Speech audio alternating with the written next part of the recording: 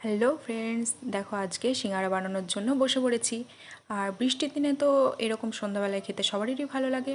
তো দেখো, সিঙ্গারা বানানোর জন্য আমি প্রথমে কড়াইটা গরম করে তার উপর তেল দিয়ে তেলটাকে গরম করে নিয়েছি। তারপর একটু পেঁয়াজ কুচি, কাঁচা লঙ্কা ভেজে একটু রসুন কুচি দিয়ে তার উপর আলুগুলো আমি ছোট ছোট করে কেটে নিয়েছিলাম।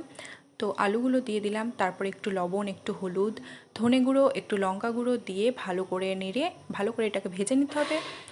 ভাজা হয়ে গেলে তার মধ্যে আমি বাদাম দেবো। বাদামগুলো আমি আগে থেকে ভেজে রেখেছিলাম, তো তার জন্য বাদামগুলো দিয়ে দিলাম। তারপরে এগুলোকে ভালো করে ভেজে নিতে হবে। ভেজে নেওয়ার পরে অল্প একটু জল দিতে হবে, বেশি জল দিলে আলুটা একদম গলে যাবে, সেটা ভালো লাগবে না। তো আমি একটু শক্ত রাখবো, সেই জন্য আমি অল্প একটু জল দেব।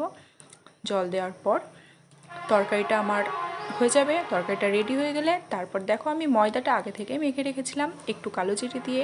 আগে থেকে ময়দাটা মেখে রাখলে কি ময়দাটা নরম হয় আর খেতেও বেশ ভালো লাগে, সেজন্য আমি আগে থেকে ময়দাটাকে মেখে রেখেছিলাম। দেখো, ময়দাটা ছোটো ছোটো গুলি করে নিয়েছি। তারপর এইভাবে বেলে নিলাম। বেলে নেওয়ার পর দুটো ভাগ করে নিলাম। ভাগ করার পরে এই দেখো, বড়মশাই বসে পড়েছে সিঙ্গারা বানানোর জন্য।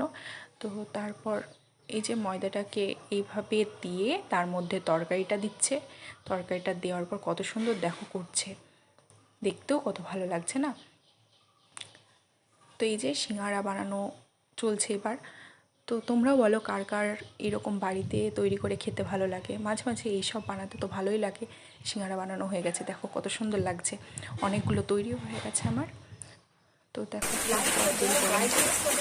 ভেজে নিলাম।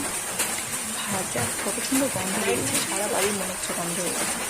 খুব ভালো লাগছে, দেখো মনে হচ্ছে আমি তুলে খেয়ে নিই। তো চলো, সিঙ্গারা বানানো হয়ে গেছে, তো আমরা খেয়ে নিই। চলো।